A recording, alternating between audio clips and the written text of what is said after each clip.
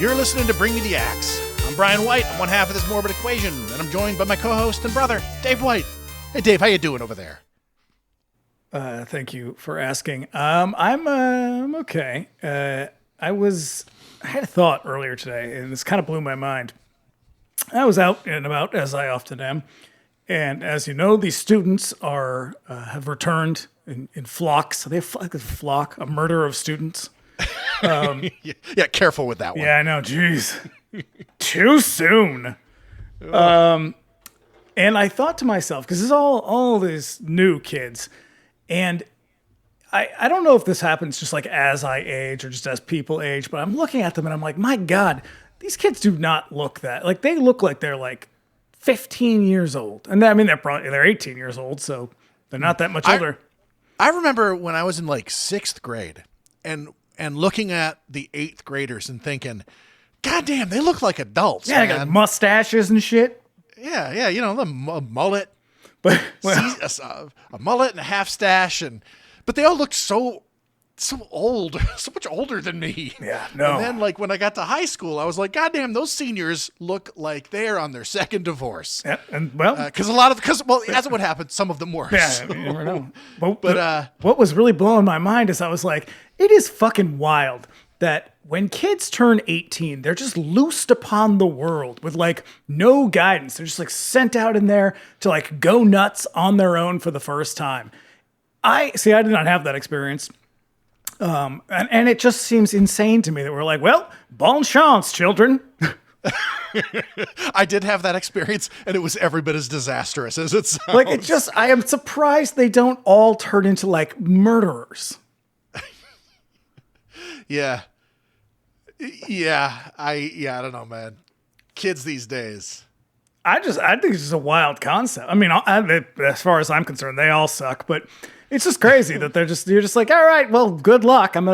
You're now going to live by yourselves. Actually, not by yourselves. You're going to live collectively with a bunch of other lunatic 18-year-olds. And that is definitely going to go great. It's the making of another Manson cult. Yeah. All it takes is just a charismatic 30-something to come along and be like, hey, why don't you go up into them hills and murder someone? Make it look witchy. Yeah.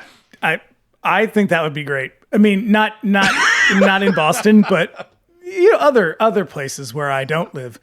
Like Cleveland. Yeah. Well, yeah. I don't know. I got nothing against Cleveland. I just, just the first word that yeah, comes but to they mind. have it coming. Goddamn Cleveland. Yep. This is what we get for you. This is what you get for Drew Carey. Yeah, you see what you get, Cleveland? See what you get when you mess with the Warriors? That's right. Yeah. Yeah. So, hey, listener, you might be thinking, bring me the axe on a Friday? Mm-hmm. Yeah. If you're new, if you're just joining us, if you haven't gone through our exhaustive back catalog, you might have noticed that there is another Friday the 13th episode that was released on Friday the 13th. Yeah. And so you'd be crazy if you didn't think we were doing another Friday the 13th. And we got another Friday the 13th coming up this year. That's I think right. in like December. It's in December. Bonus-sode. Yeah. We haven't done a bonus in a long time, mostly because we're so fucking busy. Yeah. But yeah. So yeah, this is gonna be a thing. We're gonna keep doing this, and we've got another one lined up later this year. It's gonna be fun, and it just seems apropos. Yeah. I'm glad that we get to talk about these ones before we talk about the later episodes, because we're gonna do them in order, right? I don't know what you're Probably talking about. I like the later ones. This movie's not good. I'll tell you what. Like you and I have gone over it, have gone through it in other episodes that we've talked about, like our sort of the series as ordered. And I always placed this one like number one. Mm-mm. This was my favorite one. And then I watched it again, and I've watched this movie like 100 fucking times, but I've never really given it the sort of critical eye that we bring to these. And this time around, I was like, what the fuck did I ever see in this Yeah. movie? Like, it's not bad. I don't think it's a bad movie. It's fine. It's fine. Right? I mean, are we fully convinced that a person wrote it? Well, I'm convinced that Mario Bava wrote about half of it. Well, yes, absolutely. And we'll get to that. The rest is really kind of like 100 monkeys at 100 typewriters scenario. Yeah, let me do the rest of the preamble, and then we'll get carried away with our Friday the 13th shit. We practically grew up in neighborhood video stores, and the steady diet of utter garbage that those shops provided us with continues unabated to this day. There's no one else I enjoy chopping it up with more about trashy movies than Dave. Just before we get into it, just a little housekeeping. If you want to keep up with us between episodes, you can also find us on Instagram at Bring Me the Axe Pod. Dave's over there at that Queerball. Yep. I mean, you should follow us. I mean, I say it every episode. And if you're not following us, what the hell? Right? That's true. I mean, what the hell? Yeah. Yeah. I'm also on TikTok, and if you're not following me over there, what the hell? Yeah, he's doing the Dougie, and he's doing the hustle. I'm doing the Bernie. He's doing the Boogaloo. I do the stanky leg. I feel like you're making these up. Is that real? That's a real move. That's a real move. Okay. Yep. You can look us up by name over there. And if you don't know, we have another show called 99-Cent Rental, where we cover all manner of video store madness on the weeks that bring me the axes off. Our latest episode covering Ghidorah, the three-headed monster, is out now. And we'll be back next week with a look at the 1991 Heisei Godzilla movie, Godzilla vs. King Ghidorah. That's basically just going to be a lot of sound effects, I think. It's going to be us going, what? And then going, oh man, this monster fight is the shit. Yeah, it is. It actually is. The ending is really great. It's really fucking awesome. Yeah. So you can also contact us directly at bringmetheaxepod@gmail.com with any questions, comments, or suggestions. Do let us know if there's a movie that you love and would like to hear us give it the business. Lastly, if you like what you hear, you can subscribe to us wherever you get your podcasts. We're on YouTube now. Search us by name and subscribe over there if you prefer to consume your podcast that way. And you'd be doing us a favor by leaving us a 5-star review on Apple Podcasts and Spotify. So yes, please. if you're not doing it, what the hell? Yeah. Listener, what the hell? I mean, it doesn't take long. You just push the little button. You click how many stars. Well, it's 5 of them. You click 5 of them. Yeah. You can put whatever you want in there, but 5 is the number. Yeah. That's the good one. Yeah. And you know what? If you're listening to this somewhere, like you're on public transit, just turn to the person next to you, like a total stranger, and be like, hey, you should listen to this podcast. And they'll probably go, stop talking to me. But you tried. And that's the important part. Yeah. As someone who used to ride a lot of public transit, if people did that to me, I'd be like, what? No. Get away.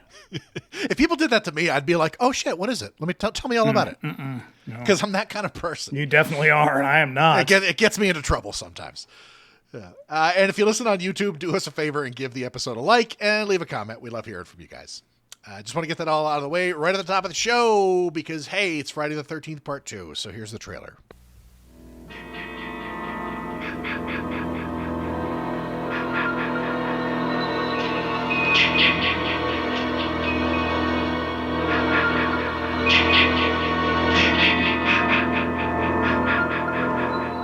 Hello?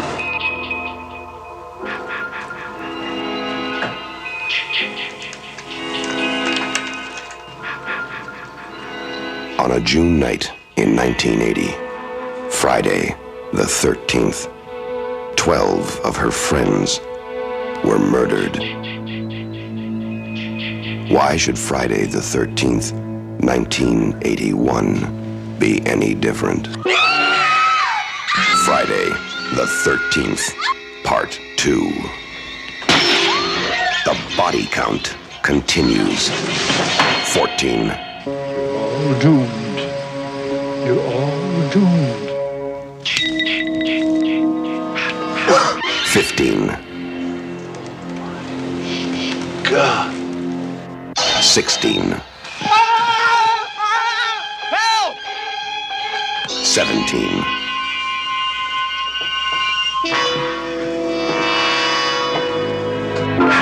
18.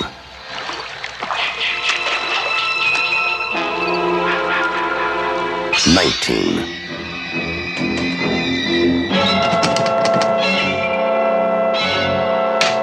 20. 21. 22. 23. Sandra? Jeff? The day you count on for terror is not over. Friday the 13th, Part 2.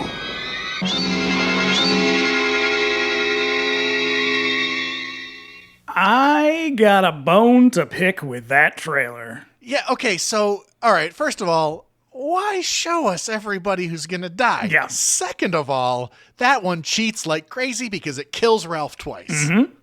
Yep. Also, why would you build your trailer around the opening of the movie that has nothing to do with the rest of the movie and is clearly only there to pad the runtime? Yeah. Yeah. Oh, man, this movie sucks. I don't want to put it like that because I think that the first 4 of these movies are unimpeachable classics.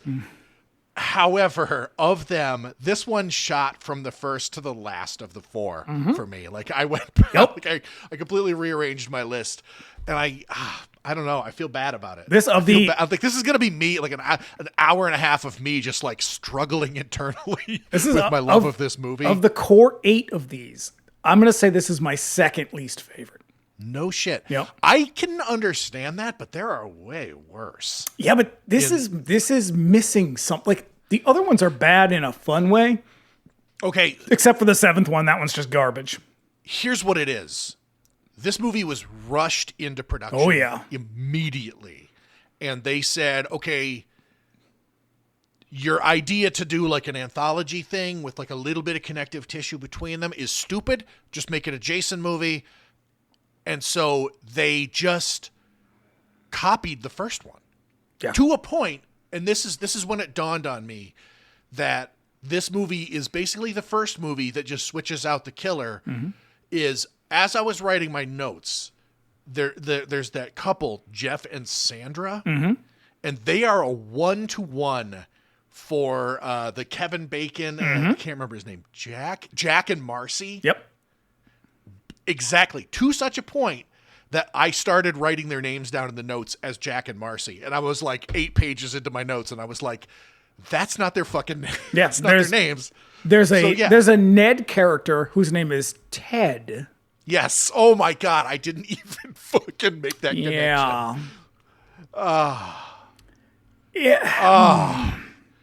All right. So before we get a little too deep, shall we do the facts? Such as they are, sure. Okay, so the year was 1981. I am glad to be back in the sweet spot, though. I'll tell you that much. Jesus Christ. Here's some movies that came out in 1981, and a bunch of them are going to sort of demonstrate just how back in the sweet spot we are. We really are in the pocket with this one. Evil Dead came out in 1981. Yeah, heard of it. The Howling, which we have covered, came out in 81. The My Bloody Valentine, which we have also covered, love it. is also in 1981. And then we've also got Don't Go Near the Park and Don't love that Go one. in the Woods. So, done either of okay, we're probably never going to do Don't Go in the Woods. Wow. That movie is horrible. Unbelievably bad movie. But really innovative killer, though, I'll tell you that much. Or at least a really innovative weapon. Yeah. Ugh. For those who don't know, it is I believe a bear trap on a chain is what he kills them with in that movie. Yep. And every single one of them deserves to die that way. Yeah, I mean, it's basically Master of the Flying Guillotine if it was like a slasher movie. Yeah. At least it had a little something extra.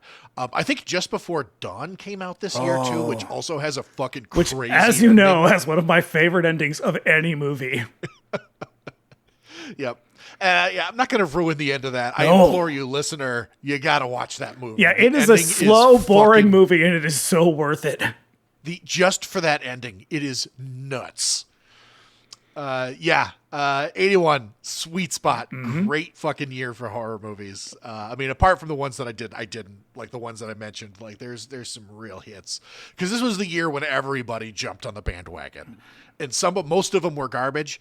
A lot of them were not, however. No. So cast and crew includes a guy named Steve Miner. Meh. Who's a regular part of the Sean Cunningham crew. He has credits going back to Last House on the Left and was probably a part of the porno crew that also bore Wes Craven. For more on that, listen to our recent Scream episode. Miner was chosen for the project out of sheer convenience, which is kind of a shitty thing to say, but hey, them's the breaks. Well, that's because Sean Cunningham was like, no, that's a stupid idea. And that guy loved money. This is true. Yep. He'd been performing numerous production tasks and smaller roles for Cunningham, and now with Cunningham moving on to other roles and heading back to production, it just made sense to hire Miner, who also follows up this movie with Friday the 13th Part 3. He's basically, he's projects. Tommy Lee Wallace. He's a less talented Tommy Lee Wallace. I would say that. You know what else he's directed? House? Soul Man. Yeah, I know. I feel like we've had like 4 episodes in like the past 2 months that have mentioned Soul Yeah, Man. the 6 Degrees of Soul Man is a very odd game. He also made the not so terrible 90s Halloween movie, the one with Jamie Lee Curtis and A Resurrection. is it Resurrection? Is it H2O? Resurrection's the one with Tyra Banks. Oh no, Resurrection is the bad one. H2O is the one that's better than it should be. Yep. Yeah. He was, he also did a ton of advertisements and shit like that around New York. I think he worked with Dad a bunch. He did, yes. Yeah, because I remember when I was doing some stuff, I was duplicating tapes of like director's reels, and I got to one that was labeled Steve Miner, and I was like, "That can't be that Steve Miner." And I asked him, he was like, "Yeah, he's the guy who made Friday the 13th." I was like, "Shut the fuck And you were up." like, you It was just actually part been 2. sitting on that forever. You didn't think to fucking mention this? Yeah. We got a cast that is mostly made up of soap opera actors. Mm-hmm. Because surprise, it's like all of these slasher movies that were made at the period. Like it seems like most of them were made on the East Coast, usually around New York or New Jersey, and because of that, you always ended up with soap opera actors in your movie. Because they work fast and they're good. Yep. We got Amy Steele, who's my favorite final girl of the Friday the 13th movies. I would agree. I am on board with that. Yeah. She cuts it in half where it's the sort of vulnerable and scared, but also just that scene at the end with the pitchfork is so fucking cool and iconic. Yep. That, she's one of the ones who thought, I'm going to fight back. Cause like the girl in the next one also does. But we'll get to that in time. She's also bringing some big lesbian energy to the screen, and I appreciate that. Really? She got that lesbian supremacy vibe. Oh, yeah. Yeah. So, like a lot of the actresses who ended up in Friday the 13th movies, she started on soaps, appearing both on Guiding Light and All My Children, among many, many other TV roles throughout the 80s, as well as the mid-80s deep cut April Fool's Day. It's a good one. Where you at on that? Well, that's a good one, right? It's a pretty good one. Even with the kind of cop-out ending. Yeah. It's a good movie. It has an ending where you're like, are you fucking kidding me? I mean, it's right there in the title, I guess. There's jokes on me. Yeah. We've also got, I put these two guys together. So we've got a guy named Steve Dash and a guy named Warrington Gillette. Warrington Gillette. No, he sounds like a fucking X-Men villain. Warrington Gillette gets the credit for playing Jason in the movie, but he only appears as Jason at the very end, the actor who jumps through the window. Oh yeah, he's a stunt guy. He's a stunt guy. Steve Dash is the guy who plays Jason throughout the rest of the movie, like the guy who is the killer throughout like the entire 90-minute runtime. Yeah, I think it was a consolation thing because he had auditioned for, I think, Paul. Warrington Gillette was the guy who auditioned for Paul, and they were like, okay, pass. However, they saw that he had stuntman training, and they're like, how would you like to jump through a window at the end? And he was like, okay. He's like, is there money, or am I just doing this for free? Yeah. Either way, yes. Yep. Steve Dash, meanwhile, sustained a shitload of injuries during this production, including having Amy Steele hack his hand with the machete and falling on a pickaxe in such a way that he broke a ton of ribs. Yeah, a lot of people got hurt on this movie. They broke a shitload of laws making this one, including child nudity laws, which is pretty creepy. I know. Well, okay. Marta Kober said she was like 18 and like put that shit on her. Yeah, document. way to blame the victim. Why don't you? But here's the thing. She saw the fucking script. She knew what was coming up. Hey, well, all right. If that's your position, that's your position. But at the same time, when they found out, they cut the shit out. Yeah, this movie was hacked to pieces, which might be another reason why it sucks. I don't think so, though. I think it probably was not good to begin with.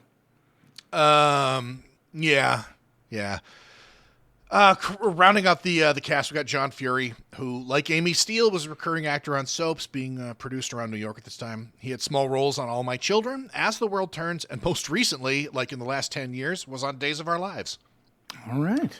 Yeah, his career is a lot like Amy Steele's in that he's done a ton of guest spots on TV, appears in a bunch of movies nobody's ever heard of, and remains quite busy to this day. I believe Amy Steele is a therapist now. She's a marriage therapist? She shows up occasionally in like Friday the 13th fan films, Which is weird, but okay. And of course, because it's like easy money, she does the fan circuit. Yeah, I don't blame her. I'd do it too. Oh yeah, man. Except I wasn't in any of these, so I can't.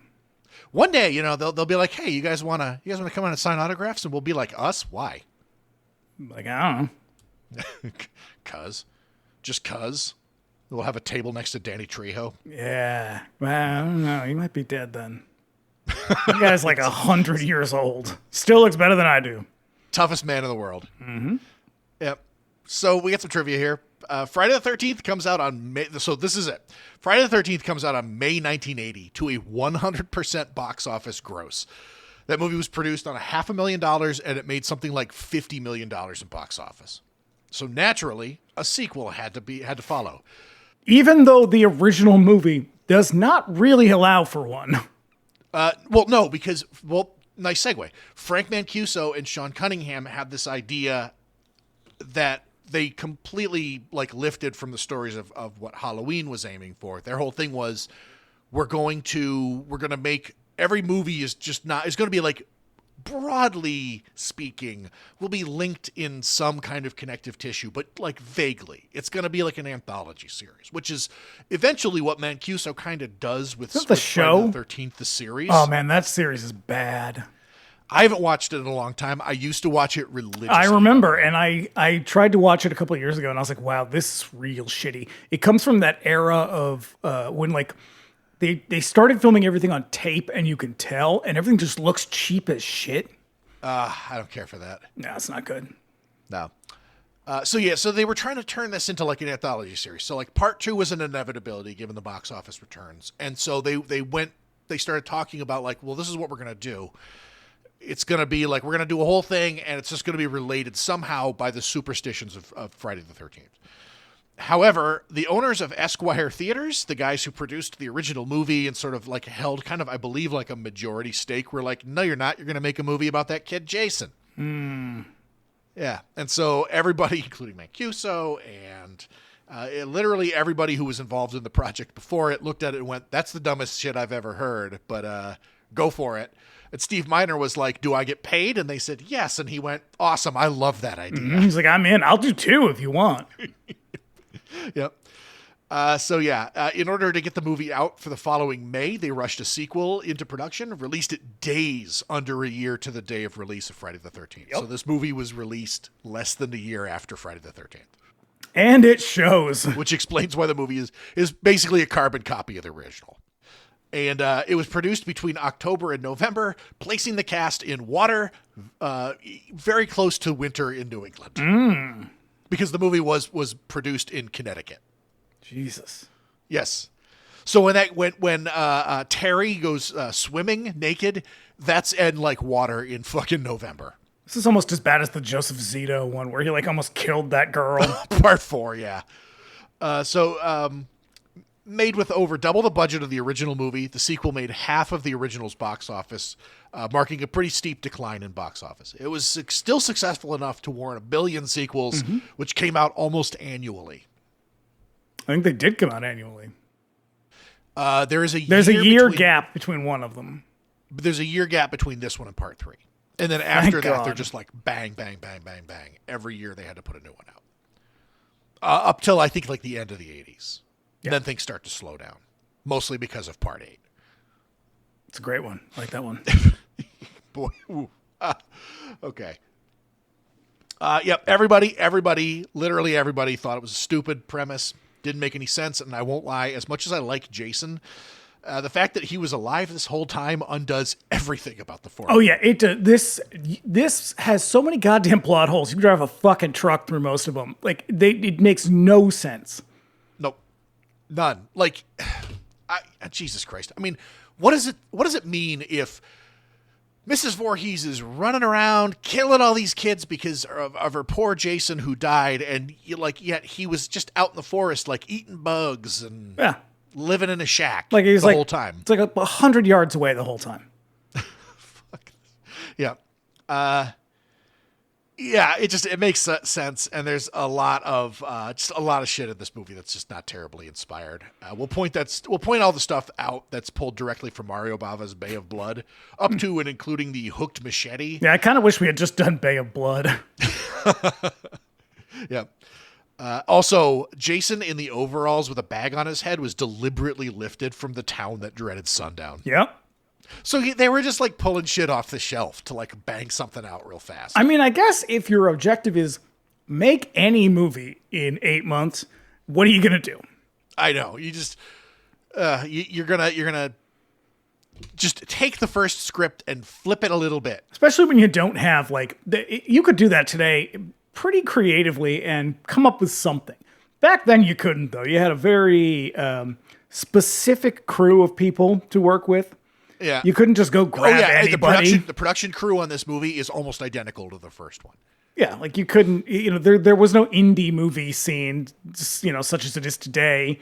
So like you couldn't just go find people that could do it. It was like you had what you had, and they weren't terribly inspired or creative, and they were probably all very tired and underpaid.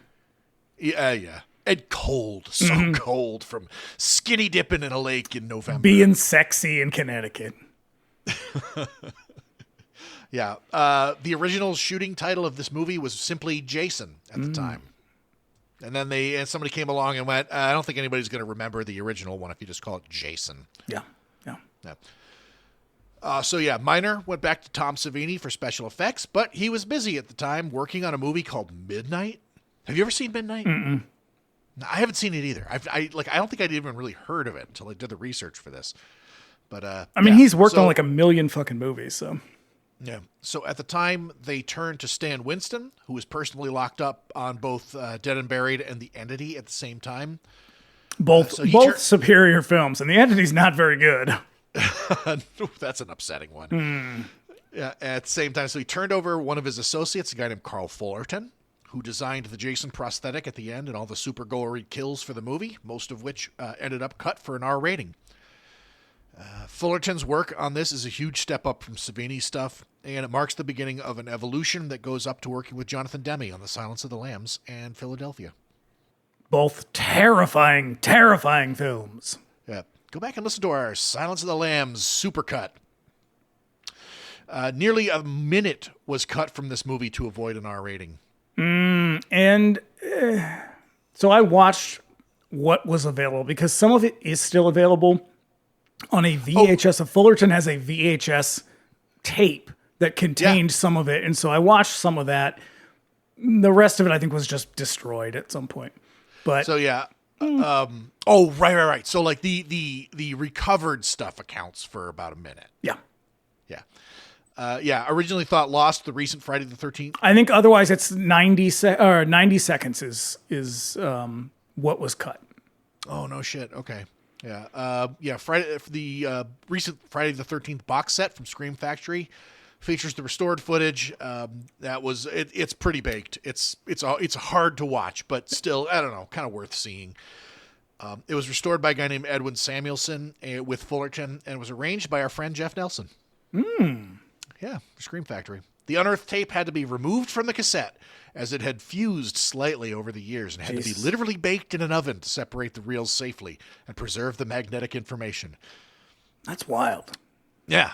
So, you can either see him on that disc or you can just watch him on YouTube. Well, I watched him on the disc because I have them and I'm fancy. You are fancy. I'm pretty fancy. Well, if by fancy you mean I like to blow money on things, then yes. I am extremely fancy. It's a mark of fanciness, a true fanciness. Do you have any reviews for this? I sure do. And okay, great. This ought to be funny. As you can imagine, nobody liked this movie, and nobody liked it less than our friend Gene Siskel. Ooh, Gene, the hate machine. Genie. Here we go. Pardon me for belaboring the point. No. Oh, no. No, I won't. But it's a sick film industry that continues to present attacks on women as entertainment. Oh, you dude, put a pin in that. He's firing it up right now. This is him getting into gear. This film is more even-handed in its treatment of the sexes than its predecessor, only because she was 15 years old, but not by much. 1 star. Now, here's a question. Why is it a sick film industry when it's a horror movie that's abusing women and not literally any other movie? Because he's prejudiced against the fucking genre. Yeah, I think that probably is it. I think it's kind of shitty. Now, I don't advocate misogyny in films. That is not to say that I don't think there's a place for violence in films. Obviously, there is, but I just think it's pretty fucking lame to be like, it's a sick film industry. Like, fuck you. God. I know. You could see him just, as he's writing that, he presses his hand to his forehead and collapses on his fainting couch. Yeah, he does, as the thunder and lightning cracks outside his window. Jesus, Skull. Fucking baby. He's terrible, terrible, man. Because I will tell you what, like, I think the distribution of violence in this movie is fairly even. Oh yeah, but also there's nothing about the kills on the women in the movie that seems like especially mean or cruel towards them. A couple of them simply just vanish. Like there's not even a scene of them being killed. It's just kind of like assume that they ran into Jason and died. Yep. Yeah, that's all. Fuck you, Gene. It's just fucking lame. Here's the Miami Herald. Friday the 13th Part 2 is strictly a formula affair, and its villain, when finally unmasked, has none of the shock value of the original.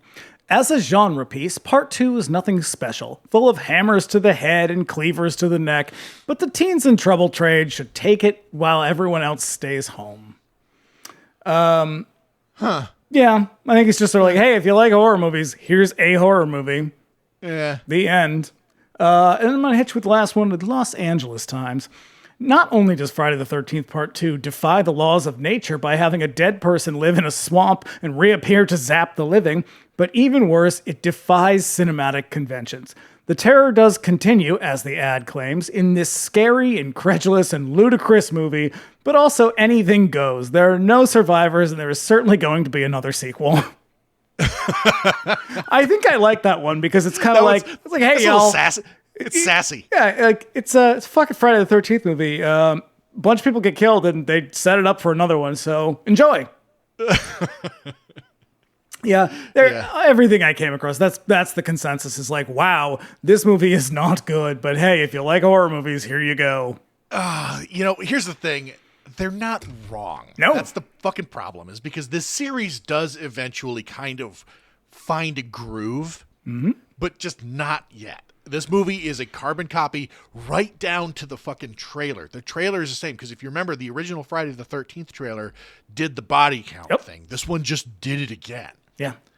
No, this is my favorite. This is my favorite of the franchises. Like, and not for like, it's just fun. It's a fun franchise that does not take itself seriously ever. Yeah. And I think that's why I like it. When it gets really ridiculous and it leans into that shit, like when all of a sudden it's like Jason versus Psychic Girl. Oh, I hate that one. Jason on a boat. Love that one. It's fucking. It gets there. It figures it out. It's not quite there yet. I think I'm going to really enjoy talking about the third one. That's my favorite. When we get there. But yeah. Yeah, no, it just doesn't. It doesn't work because I don't know if they're trying to be serious. I know. And the thing is, you know what I'm doing right now is I'm really kind of struggling with this because I feel like I'm fucking betraying this my favorite franchise by just kind of being down on the movie. But let's do it. Yeah. All right, so we open on a night shot of a neighborhood in New Jersey, presumably. A little girl splashes through some puddles as her mother calls her in. As soon as she leaves the frame, a second pair of legs enters the frame in boots and some ratty pants, accompanied by Manfredini's signature string swipe sound effect now, and the key sound. Why is this even in the movie? This does nothing for the story. Okay, so my theory on this is they want to do a last time on Friday the 13th. Right. No, I mean this specifically, not what comes after this. Just the kid playing and singing, like playing in the water and shit.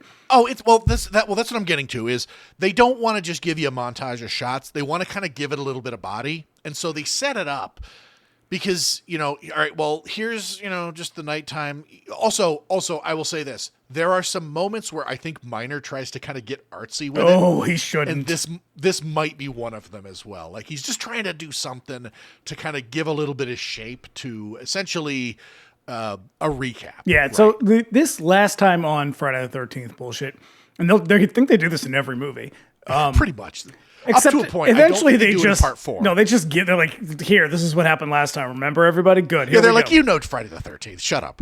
Now they had already shot the entire movie when they. So this is why I think they did this. This scene was shot last. So they never gave Adrienne King a script. They were like, because she was like, hey, if you guys are going to do another one, I will happily come back. I had a great time, really fun. I will do it. They didn't give her the script, so she shows up. There was no script for it. She shows up to like. What is basically like the set of a snuff film. Like it is a kind of an empty apartment in like with a hanging bulb, and they had, that apartment is weird. They man. Like that whole little like block neighborhood shot. Like I look at that and I'm like, lots of crack is being smoked in this neighborhood. I think that's just a Paramount lot, isn't it? I don't know. Maybe that looks like a back lot, but it also kind of looks like some kind of like edge of the Pine Barrens in New Jersey kind of area. I guess. So she gets there and there's like fucking nobody there. It's like, it's not even Steve Miner. It's like the it's second unit. Yeah. And there's like nobody there. There's no prop person.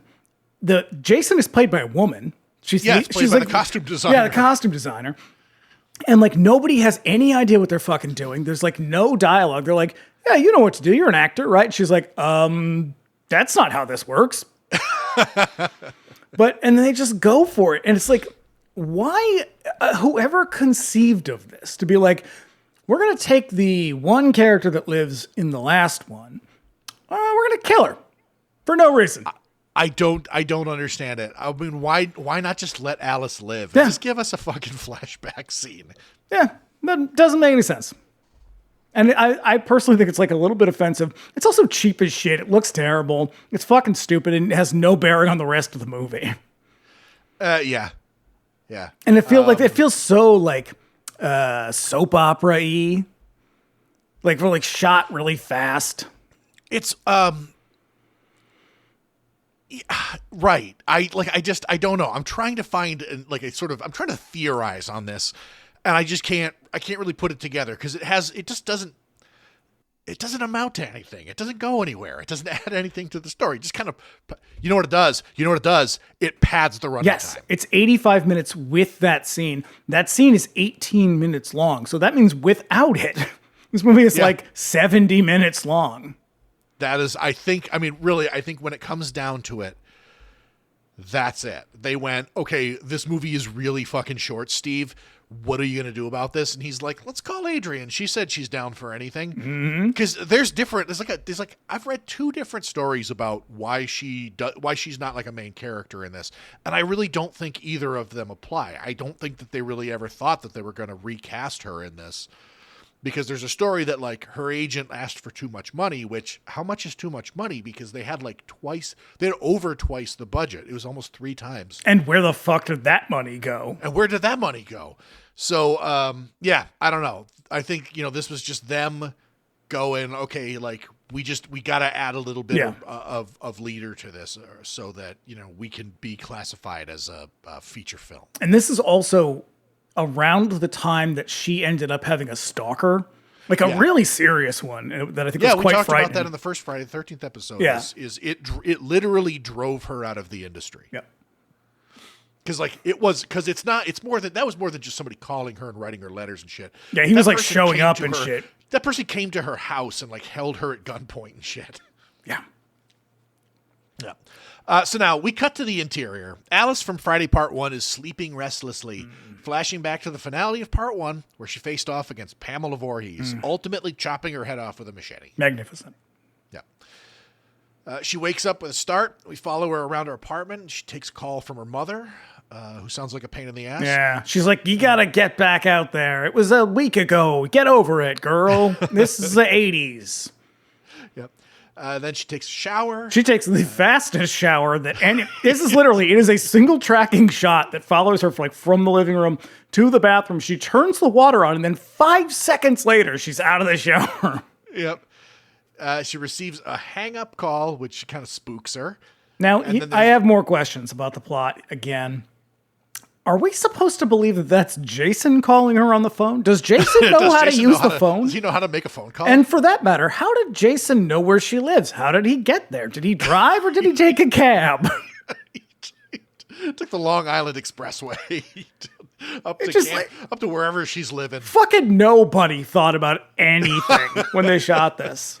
I had never thought of that, and I'm glad you brought that up, because I do kind of like the idea of like Jason, like, taking a train out to the country, wearing a bag on his head. Yep.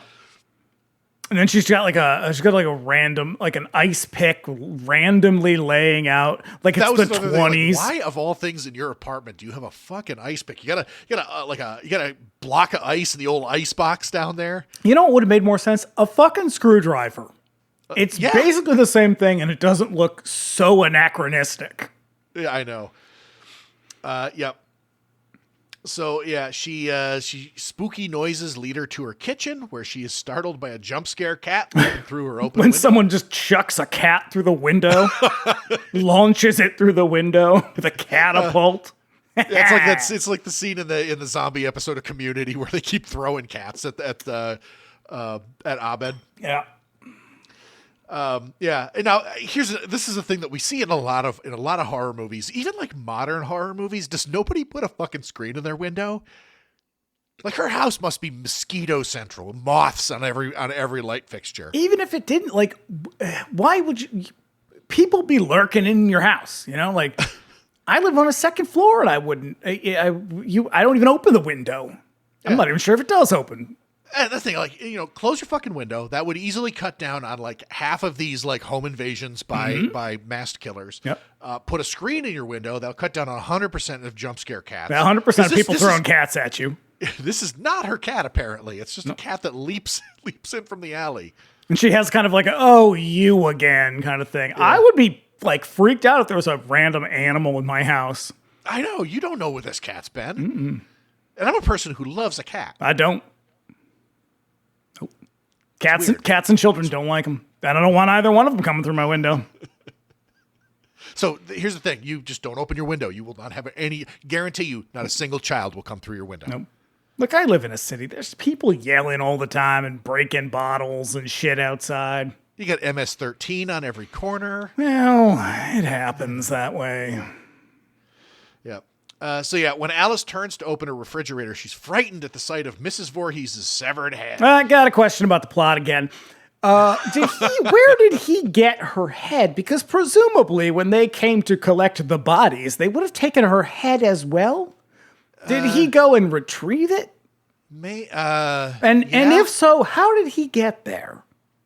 Because he lives in a shack in the woods. He took the train. Yeah. Of course. Okay. This is one of those cases where it's just like, hey, just like shut up. Yeah. Watch the fucking movie. I can't because this beginning part sucks. Why are you asking these questions? Why are you asking me of all people? Yeah. And then she is grabbed from behind by the adult Jason, who sticks an ice pick into her temple. And apparently this was so poorly organized that she actually did kind of get stabbed in the head the first time because the thing is supposed to retract. Yeah. And it didn't. Yeah, it's just one of those shits that's on a spring. Yeah, so it didn't really retract, and she kind of like, she stabs her in the head a little bit, and then they get it right the second time. But now, did you watch the edited part of this? I do. I love it because she turns towards the camera, like looks at you, and the ice pick has like pierced her face through her sinus cavity. Like that's all right. That's pretty cool. That's a pretty cool effect. I like that shit. Yeah. That's the problem. It's like probably a lot of money went to this dude to like do these special effects, and yet they cut them all out. Yeah. Yeah. I mean, that's probably a lot of it. Like, prosthetic special effects are not, some of them are cheap, but like I guarantee that like the Jason head at the end, like the prosthetic mask that guy's wearing, it's probably an expensive thing to put together because that shit looks pretty good. Like so good that they wanted you to see it because they put it in slow-mo. Mm-hmm. So we cut to Sandra and Jeff. Nearly 1-to-1 match for Jack and Marcy, like I said, from the first movie. Just a real sexy couple. Sexy young couple. Just having fun. Yep, driving up to camp in their pickup. They stop in town to call up Ted, their friend from camp's past, catching the attention of Crazy Ralph. I love Crazy Ralph. He sidles up to them like real sly. He has sort of like a cheeky look on his face. He's like, oh, I got this is good. This is gonna be good. It's everybody. like new people. I get to work I get to do my act on them. Yep, and he does it. Death curse. You're all doomed. You're all gonna die up at camp. So while this is happening, a tow truck hooks the pickup, starts driving away with it. Jeff and Sandy chase it around the corner where they're accosted by Ted, the movie's annoying Joker character. It was all a hilarious prank from Ted. Ted, incidentally, is the killer in my favorite episode of The X-Files. Oh, shit. What's that one? He's Clyde Bruckner's Final Repose. Oh, shit. That's right. That's great. Yeah. The only other thing I've ever seen him in. Yeah. Yeah, now like I can see him now that you because he looks exactly the same in that. Exactly I mean, it's like 15 years later. Yeah. So together they all head up to camp. They eventually come upon a large tree branch in the road. They remove it while somebody watches them from the bushes. Marcy, I will say this: even though he's reusing a lot of the themes and shit, the Manfredini score is great. Yeah, it's pretty good. Yeah, I mean, it's just again, it's just the first movie soundtrack with a couple of new themes. Yeah, some of which he has just lifted from Psycho and Jaws. Yeah, it's pretty good stuff. I will say Ted's shorts are reminiscent of an 8-year-old boy in a Toho movie. Real, like, bordering on booty shorts. I could not take my eyes off of it. He has, like, a very, very thin, very narrow belt to go with it, and that I kept looking at, and I was like, where did you get that? He also has pockets on the front of his pants, which is a very strange choice, and I'm not sure where, like... When you're wearing little boy Toho pants, like, you got a whole lot of room for pockets. That's true. Who am I to question Japanese fashion? Yep. Marcy finds a sign for Camp Crystal Lake. Ted calls it Camp Blood, and then just yada, yada, yada, refuses to tell the story. So they get back on the road. At camp, Paul, who's like the head counselor, calls everyone to attention. No, he's a real piece of shit. you don't like Paul? No, not a fan of Paul. He's real condescending. Mansplaining. He calls everybody to attention. A crew of extremely photogenic counselors arrive on the scene. They are they're very 80s hot. Yeah. Yeah, it's worth noting that like where the first one is it's them getting Camp Crystal Lake ready to open for the year. This one it's essentially like a training camp for camp counselors. What? Is it? Yeah. It's like they come up, they're not getting another camp ready. He's having all of these people come up who are going to be counselors at other camps. And like, this is him like training them how to like, I have seen this movie approximately 800 times and I have never caught that. Yeah.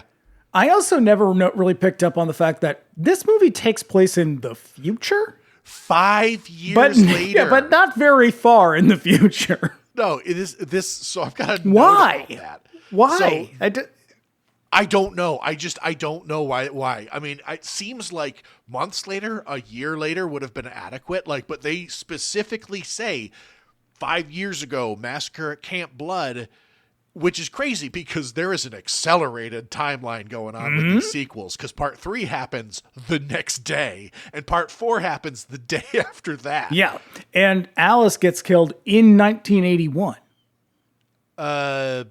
Okay, yeah. I mean, wait, is there anything that places it in 81? I think I've read something that says that it is. Okay. I suppose it doesn't fucking matter. But yeah, like I had also, again, completely just gloss over that detail when they mention it. And like when I've watched it in the past, but now that I'm like really paying attention, I was like, wait a second. For no particular reason. Yeah. This movie takes place in 1985. It's sort of like, I think they do that in Christine as well. Like the book in Christine, when the book takes place in like 1977 or whatever, the movie is like 1983 for no particular reason. Yeah. We've got on the scene, we've got Mark, who's the guy in the wheelchair. Mm-hmm. We've got Vicky, the girl who likes Mark. We've got Terry, who wears tiny shorts and crop tops. I dare say Terry is dressed very inappropriately for camp. She's very provocative. She is wearing a shirt that barely covers her nipples and shorts that barely cover her ass. And actually, they don't cover her entire ass. And she would be the one that is, I believe, 16 years old. Ooh, really? I think so. No. Yeah, that's why you don't see her die. Because she dies in the water. No. Isn't she the one?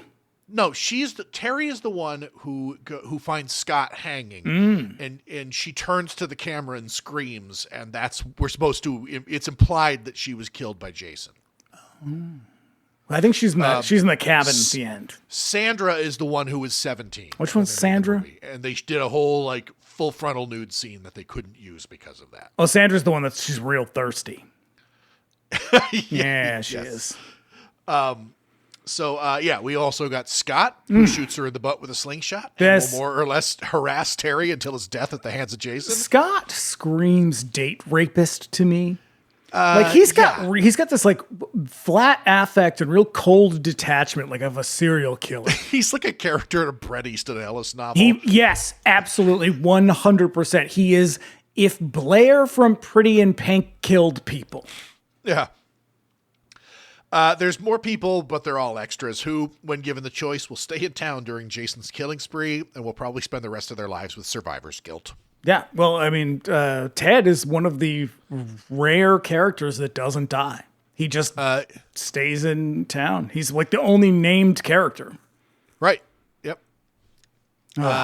So missing is Jenny, Ted's assistant and girlfriend, but she's not far behind. Just about running Crazy Ralph off the road on her way to camp.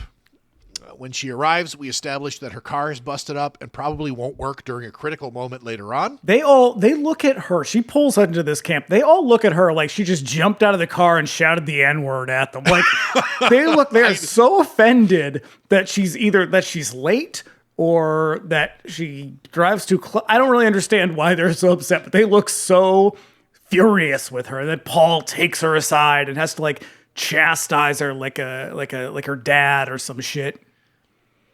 Yeah, but it's all good because they make out. And she's like, yeah, Paul, I tried to call, but your phone wasn't working, so fuck you. This is true. Okay, so it's also let's talk about a little thing. I don't know if this is another detail. Are you going to bring up bears? I'm going to bring up bear. Thank God. Thank God. Because what the fuck? Literally, what the fuck? I was so freaked out by this. You may not know this. Bears are dangerous. Is essentially the bit. But also, lay off the perfume. But also, and I quote, keep clean during your menstrual cycle. Because, listen, it is a well-established fact. Ladies' menstrual blood draws bears. That is why they should stay in the home. That is why you should not bring them camping. That is why they should not go swimming. Because sharks can smell blood for miles. Ladies be bleeding. Yeah, it is inexplicably bizarre in a way that makes no sense. It's going to come back in a way that's even more fucked up in a minute. So by night, Paul tells an old campfire tale about Jason, who has been hiding out in the forest, stealing what he needs from houses, foraging and all that shit. And the girl who survived the mass murder at Camp Blood was said to have seen Jason that day. And the rumor has it that Jason got his revenge. And then, as if on cue, Ted leaps in a mask and with a spear to scare everybody. And Ted is surprisingly ripped. He's got like a fucking 8-pack. He's like nothing but abs. Dude is a swimmer. Yeah. Yeah, it's crazy. Yeah, then they all socialize in the main cabin. Ted plays handheld video games. Jeff and Sandra dance wanly while Mark arm wrestles everyone. Scott hits on Terry some more before carrying her dog Muffin around. Yeah, dancing with her dog. Yep. And I don't know if that's supposed to be like, oh, isn't that cute? Because no, it's not. It's weird. And he still has the energy of a rapist. Yes. And then Ginny beats Paul at chess while Jason watches them all from the outside. And then she says, when she beats him, she says, wrong white man. Yeah, because he's playing the white chess pieces. Okay, because I was like, what the fuck does that mean? Who wrote this movie? Yeah. I know. Nobody, apparently. 100 Monkeys. So, Ginny, it was the best of times. It was the blurst of the times. blurst of times. That's one. So Ginny breaks off to her cabin for a little gratuitous skin while Marcy talks to Jeff about sneaking out to Camp Crystal Lake to see the place. There's some false starts and a lure that makes us think Ginny is about to get it when it's actually just Paul sneaking into her cabin. They make out a bit, and then Ginny says something How like... did he even get into her cabin? Because she leaves for like 2 seconds, but she just walks outside the door. He would have had to like slip in by her. He would have had to walk beside her. Maybe he did. You know? It's a sneaky one. Yeah. They make out a little bit, and then Jenny says something like, there's something I have to tell you, but we don't find out what that is yet. Big lesbian energy. Yeah. So now old crazy Ralph is also out there stalking around, being a creep. Just being a peeping Tom, really going for broke here. Yeah, but he doesn't get too far. Looking through some windows before Jason hooks him around the tree with a barbed wire garrote. Which is a pretty brutal moment. It is, yeah. And then because you can watch. That's another one that's on that special effects reel, and it goes on really long. Yeah, and it just looks terrible. But then they transition us out with like something that is akin to like a star wipe. Yeah, it's something that they do a lot in this, where instead of like fading to black, they do like a sort of like freeze frame and flash to white. Also, poor Crazy Ralph's wife. She'll be beside herself. That's true. She does not come up in this one, but no, not even mentioned. But yeah, like there's just like a little. I get the feeling that Steve Miner was like, oh shit, I get to do whatever I want on this. I get to be like a fucking director. Like I'm a filmmaker now. And so he like did all kinds of weird little like artsy things. Okay. I mean, not like, in his mind. They're not good just, like, choices. cut They're just loose. choices, I guess. So now the next morning, Ginny wakes up alone. Written on the mirror in lipstick are the words, beware of bears, implying what she had to tell Paul. Gross. You get what I'm saying? Gross. You picking up what I'm putting down there? Not cool, Paul. Not cool. Yeah. Yeah, I don't understand it. I don't like it. Yep. So now the next day, everybody goes out for a run or /hike in the woods while Jason watches them from the bushes. Mm-hmm. Terry's dog Muffin wanders off into the bushes, running into Jason. Mm-hmm. He's Jason Voorhees, friend to the animals. Yep. Jason is a friend to all animals. That's right. Yeah, so Terry goes out looking for her, but she can't find the dog. Ted wears a shirt that says legalize cannibalism. And Ginny uses Chekhov's chainsaw. Yeah, my note says Chekhov's chainsaw. Yeah. Yep. So Sandy and Jeff, meanwhile, peel off, go stalking through the woods looking for Camp Crystal Lake, followed by Jason, of course. They eventually come upon the remains of what looks like Muffin, the dog, and then they're busted by the cops, taken back to the camp and reprimanded. Because nobody's supposed to go to Camp Crystal Lake because it's condemned. I mean, 5 years later, they're still paying some guy to go, guard the lake or whatever? Apparently, yeah. All right. So now, yeah. Now, this was the first time the guy playing the cop had ever driven a car. What? Yeah. That's interesting. Yeah. So, while driving for the first time ever back to town, the sheriff spots a dude with a bag on his head running across the road. So he stops and chases him into the woods. I mean, following him out. I don't really get this. I mean, this is a contrivance, and that's why it happens. But like, he just sees a guy run into the woods. Like he hasn't done anything. He just sees someone run into the woods, and so he gets out of the car and chases him for like what seems like 25 minutes. It doesn't really make a lot of sense that he would just like, what? Just who gives a shit?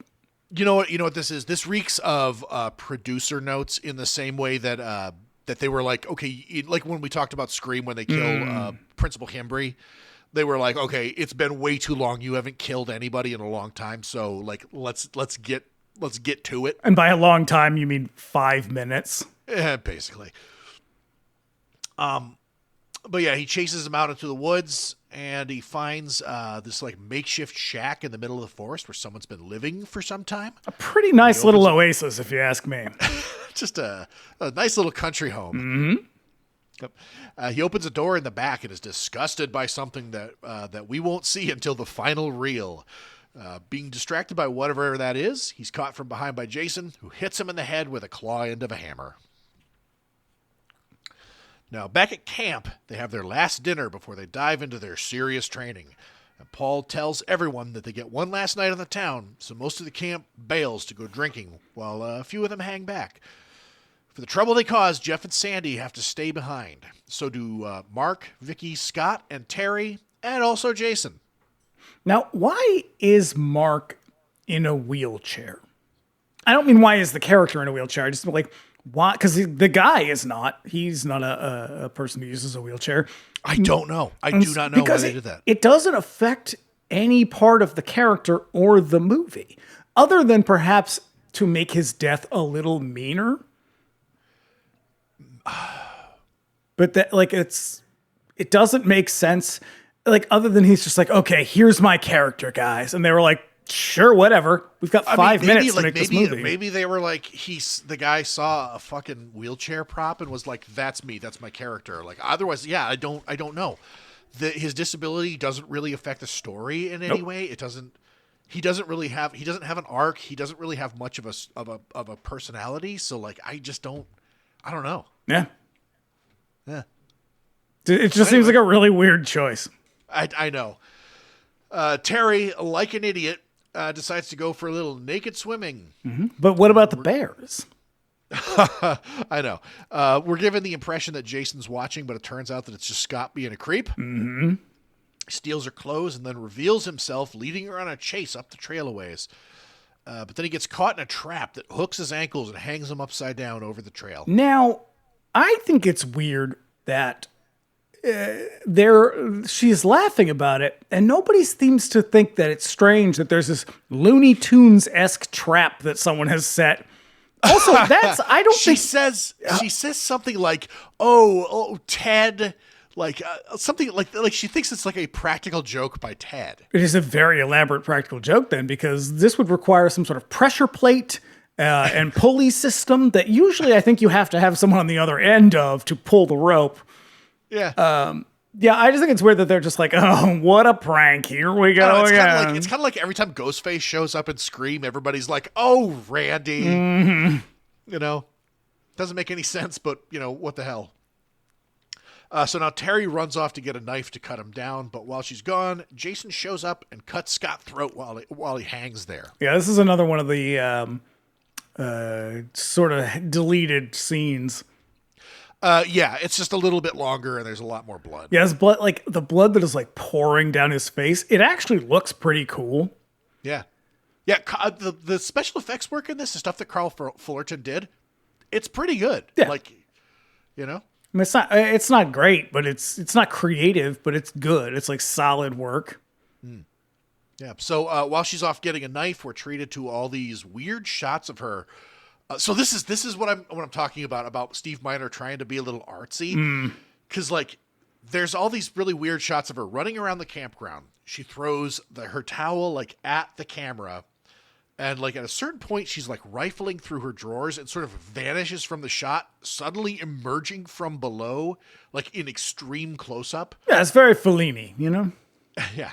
It's a weird series of shots that would have otherwise worked were this movie like in 3D, perhaps. Or coherent in any way. Yeah. I have no idea what's going on here. I don't get it. It's very deliberate the way that they do this. It's like he's trying to be like artsy or sort of, I don't know, put a little touch on it. Give it a little jazz. I will say one of those moments actually does work, but it comes later. All right.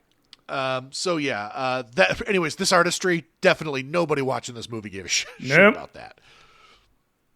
So when Terry comes back, she freaks out when she finds Scott's dead body still hanging from the tree.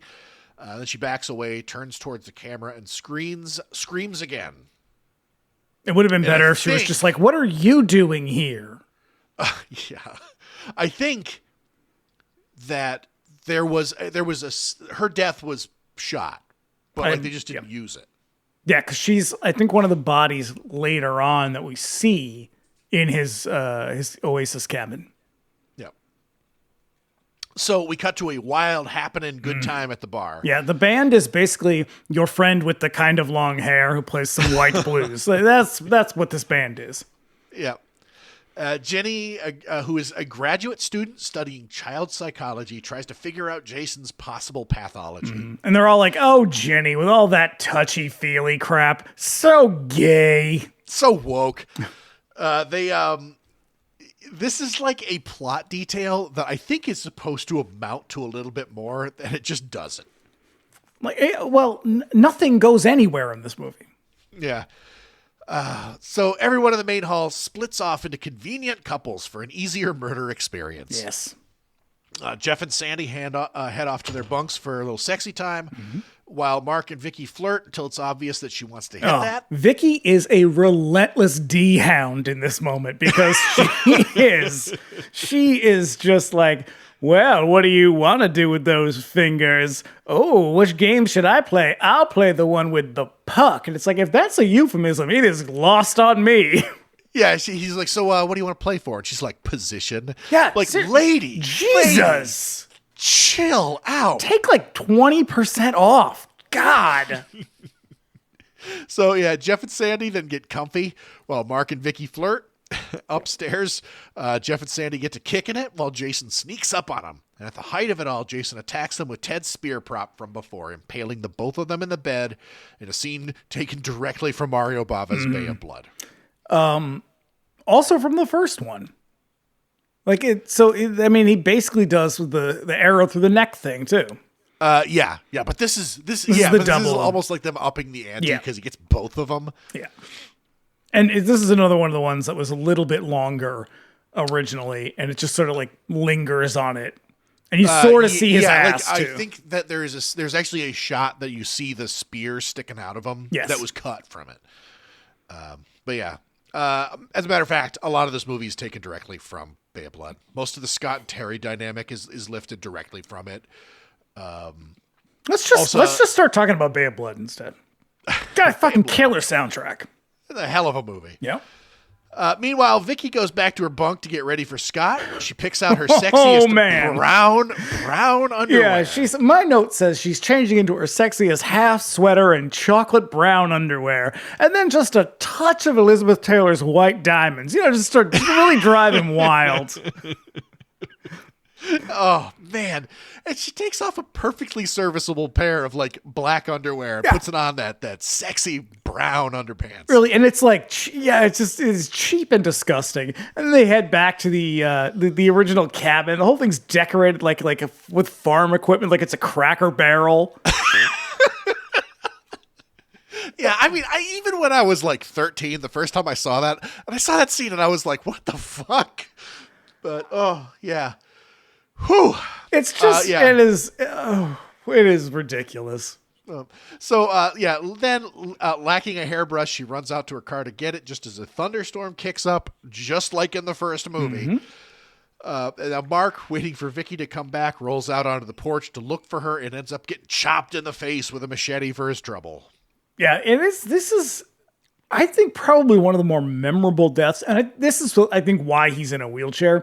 It is one of the more memorable deaths because he then gets chopped in the face and then falls down this like long flight of stairs, like comically long. Flight of stairs. It's like, it's kind of, it feels like it's like out of The Naked Gun. It is. It's silly, but cool. Because like, it is a, that's why I said it's one of the more memorable ones, but it's like, it feels particularly cruel under the circumstances. I suppose. And it's also, it's doubly sad because Mark is one of the many homosexuals in the Friday the 13th world. Yeah. What is it? I think when we get to part 6, I think that's the literally the gayest in all the series, and like literally every male cast member was gay. I think so. Yeah. Yeah. 6 is another one of my favorites. That's a pretty good one. I do love that one. So yeah, now when Vicky returns, she finds the place empty. She goes upstairs looking for Jeff and Sandra, but instead finds Jason in the bed. And this is the first time that we get a good look at him. He's wearing a bag with one eye hole cut out. And the weird thing about the bag is that the town that dreaded sundown, which is what the bag head is pulled from, obviously based on an actual crime, but not that many people would have seen that movie by then. That's a regional film that did not get wide distribution until much, much later. It's also a really fucking boring movie. But no, it is a startling look. Yeah, it's why I definitely like Baghead Jason. I like this look a lot. It's really what it is it's just the one eye hole. Yes. That really makes it something special. And I don't remember if the Phantom Killer, as he was called, I think he actually had 2. He had 2. But so the one eye hole is real creepy.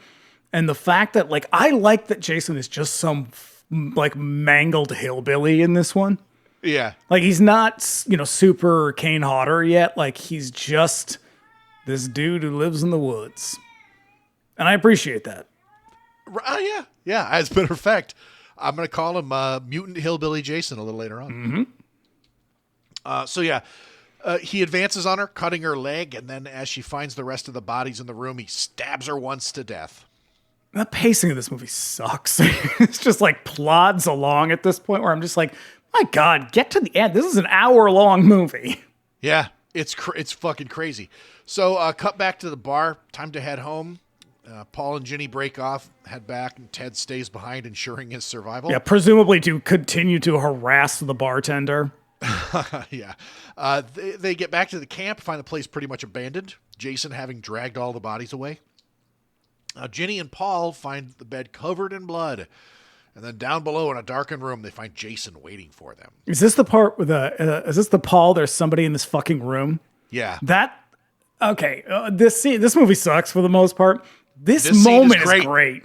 That is a very spooky way to sort of introduce it. Because this is also where we get that really tight shot on Ginny in the bathroom. Yes.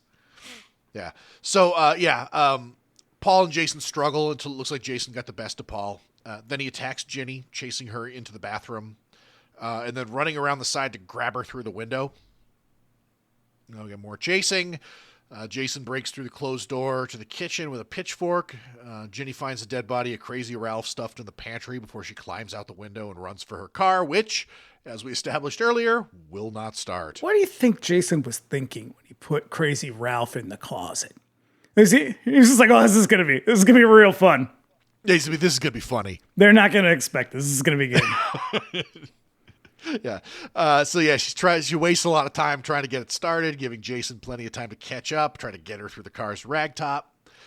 There's more running, some near misses. Jason gets kicked in the balls. Ginny hides under a bed in the cabin, getting faked out by Jason. She fires up Chekhov's chainsaw and forces him back. Mm-hmm. But the blade seems to catch on something on his arm, and it stalls. So she breaks a chair over him like a pro wrestler, takes off into the night. Listen, if you guys like this description, you're going to love the Godzilla episodes. Finding Jason's shack in the woods as he catches up to her. Jason hacks away at the door with a pickaxe. Ginny finally reveals to us what the cop found in the back room from before. But before that happens, she locks the door, and I thought, I love that Jason has created a system by which he can lock his shack door. Like, first of all, what are you keeping out? sometimes you're a hillbilly mutant and you just want to be alone. Yeah, you just need a little bit of privacy sometimes, and you need to know that you're really, truly alone. It's like why people really enjoy taking a shower, because it's like everybody knows I'm in here and nobody's going to come in because I'm in here. I am truly alone in here. Yeah. So Jason hacks away at the door with a pickaxe. Ginny finally reveals to us what the cop found in the back room from before. Jason has built a shrine to his mother here, with her desiccated head at the center of it. Like a tribute to her, Jason has laid out the bodies of the counselors around the altar. It's great. Yeah, with nothing left to lose, Ginny makes a bold move. She puts on the Pamela Voorhees sweater and addresses Jason as if she's his mother. Now, I've never been in a situation like this before. But if I were, I don't know that pretend to be his gross old mother it would be the first thing that comes to my mind. But then again, I'm not a child psychologist like Ginny, so well, that was her first thought. She's like, I'm going to apply my education to this scene, and I'm going to survive. Yeah. Also, if you put on the sweatshirt in the Friday the 13th Nintendo game, it also tricks Jason. Yep. Pretty great. This is one of those moments where it's like you get 2 degrees in American history and you think, when are these ever going to come in handy? And then all of a sudden they do. It's like that. What luck at a critical moment where it's life or death. Yep. But she wasn't smart enough to hide the hedge so that he doesn't see it. No. So she's also talking to him like you would talk to a dog, which I think is really weird. Right. So, but it works. That's the thing. When he breaks through, he sees not Ginny wearing the sweater, but his actual mother. Yeah. And they shot scenes with Betsy Palmer. And she was also she was like, I have no fucking clue what I'm even doing. She's never even seen the second one, I guess. She has even forgotten that she's in this movie. Yeah. I mean, she's only in it for a minute, but I know. So, Jason, confused, gets down on his knees while Ginny gets ready to hit him with the machete that killed his mother. But when she moves, he sees her head on the altar and realizes he's been bamboozled. Yeah. And he does not like that at all. No, he blocks her strike with the machete and is about to attack Ginny when Paul shows up and grabs Jason. Now, I don't think if I constructed a cabin oasis out of all this dry wood and brittle burlap, I don't know that votive candles are the best option. It's a real fire trap. But also, you're a mutant hillbilly. That's true. So I mean, you are tricked by some lady putting on a sweater, so you're obviously not making good choices. They're more fighting as the place kind of falls down around them until he's about to hit Paul with a pickaxe. But Ginny comes up behind Jason and hacks him through the shoulder with the machete, appearing to kill him. And then Also they pull his mask off, not showing us what he looks like, and then they leave the cabin. So then they get back to camp and chill out in a cabin, but a sound at the door makes them think that Jason followed them back. So they get ready for one last confrontation. And this is like one of my favorite shots in all of Friday the 13th movies. Is Ginny gets the pitchfork and sits at the ready, and she looks terrified. Really selling this moment. And as soon as Paul opens the door, there's no Jason, just Muffin the dog. I know, who we all thought was dead. But then the window above Ginny suddenly breaks in a forecast of things to come from Friday the 13th movies. This is just but one picture window that something will be thrown through. No, by part 4, everybody, including a dog, gets thrown through a window. Mutant hillbilly Jason, without the bag over his head, leaps through, grabbing her and dragging her out the window. And I'll tell you, I love that mask. I think that prosthetic appliance is fucking rad. This Jason is incredible. Yeah, I mean, there are things to like about this movie. They just don't really lean into them ever. Let me get to the end, and then we'll sort of talk about the discontinuity, because the way that we translate to the next movie kind of bugs me. But he leaps through, grabs Ginny, drags her out the window. So now we cut to morning as Ginny is being loaded into an ambulance, asking where Paul is. Yeah, this is basically just the ripoff of the ending of the first one. Yep. Leaving us to wonder how much of that actually happened. And then we cut to Mrs. Voorhees' head on the altar, freeze frame, fade to black, roll credits. Now, in the original, she was supposed to, her eyes were supposed to open and then she was supposed to wink. And they basically They shot it. They shot Yeah. that. That's actually, Yep. you can see that scene. And it's fucking stupid. It's like I'm glad they cut it. I'm glad they when cut you've it. already jumped the shark, why not just throw yourself into the pool? I know. It's- supposedly this is to indicate that Paul was killed, but I don't really understand Yeah, how. I don't know how that would do it, but I think they do sort of an homage to that moment in Freddy versus Jason. Yeah. Yes, they do. But We'll get there Yeah. in 10 years. so the thing about this ending where Jason comes through the window is he's got like a beard and long hair and stuff, and he looks awesome. And then a year later, like after a year, they make part 3, and Jason is bald and beardless. And that movie takes place like hours after this movie ends. I mean, see everything I said in the first 20 minutes. I know. Like, it doesn't fucking matter. And it's frustrating because there's glimmers of what's to come. I think it takes itself yes. too seriously. It's like because that's the thing about this whole, what makes this franchise great is that it knows exactly what it is and it's fine with that. And because they know what they are and they're fine with it, so are you. And you sit down and you have a good time, but they hadn't figured that out yet. And they're trying to do a serious movie. And you can't do a serious movie if you're not going to like invest the time to actually make the fucking movie. You're going to crank it out in 6 months or whatever. But it's like, it's a horror movie and a dumb one at that. Yeah. And upon review and like really just sort of like putting it through the paces that we usually do, this movie is very much a 1981 slasher movie in the sense that like everybody is making these at the same time and they're just muddling their way through, groping in the dark, trying to figure out like what's going to hit, like what's going to be as successful as Halloween and Friday the 13th. But most of them do just sort of end up like this. And I feel bad because I don't not like this movie, but this would be final. It would be Final Exam. If it were not part of this franchise, this would be a forgettable throwaway movie that we watch and talk about, but that most people have never heard of. Agreed. That's it. It's charmless. It hasn't figured out where it's going or what it's doing. It's rushed. It's a carbon copy of the first one. There's just so much wrong with this movie, and it bums me the fuck out. I mean, the best you can say for it is that, like, it's not as sexist as it could have been. But, like, the plot is ludicrous. The acting's pretty bad. The pacing is sluggish. Like, it has not, like, the first one, you enjoy the first one because as much as it's a ripoff of other things, it still feels like something new. It's a horror movie. It's sort of like with Scream. It's a horror movie for a new era and sort of a new generation. And this as a follow-up is like, what the fuck is this? Like it just... Yeah. It's... A Nightmare on Elm Street also suffers from the same problem in that they rushed a sequel into production and the part 2... Well, that's the least of the problems with the second one. I know. I think but the in homophobia might be a bigger issue. I know. In the same way, they hadn't figured out what they were doing with it, where they were going.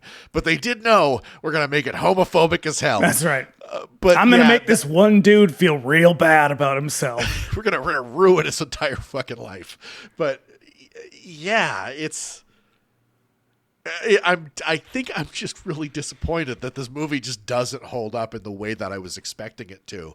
Because I watch this one often, but I've been holding off on rewatching it until we got to this moment. And now upon review, I'm just like, I used to love this movie. Mm-hmm. Well, you've still got 6 more that you can love more than this. Well, let's be honest. You got 4 more you can love more than this.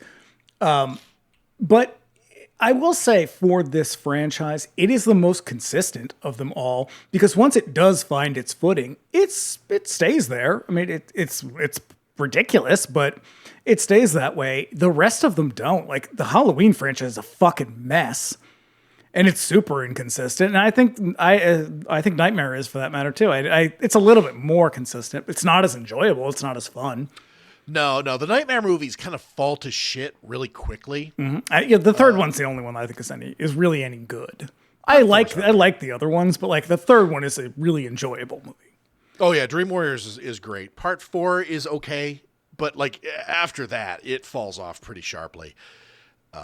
Child's Play, the same thing. Like most of the franchise movies really kind of fall to pieces quickly. It takes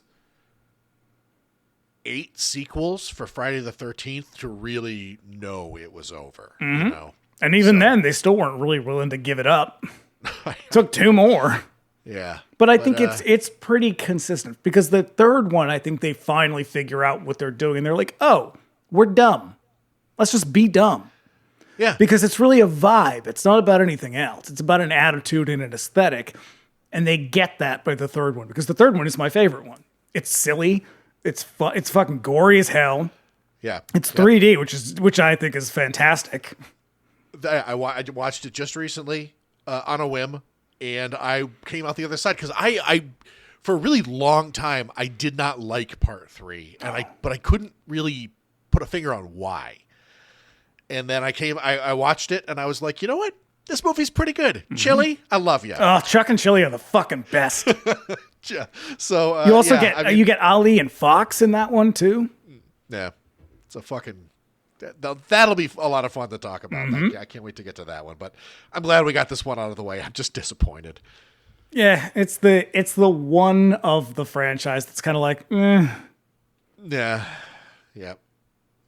All right. Well, that's it. Friday the 13th, Part 2, in the bag. The latest in our ongoing series of Friday the 13th movies released on a Friday the 13th. So, going forward, you can expect them. More Friday the 13th movies to come as more Friday the 13ths happen. It's inevitable. So, yeah, it's just a matter of time. That's God right. damn it. So, yeah, be back here in on Monday as we take on Dracula, the Spanish language version from 1931. Superior Dracula. I would say as well. Yeah. I cannot wait to talk about that one. We got a guest coming up. That's going to be a lot of fun. And then be back here in the following week as we go fucking crazy talking about Toho's house. It'll be our third Toho in a row. Oh, yeah, that was right off the dome. That's awesome. That was fucking awesome. All right. We'll see you then.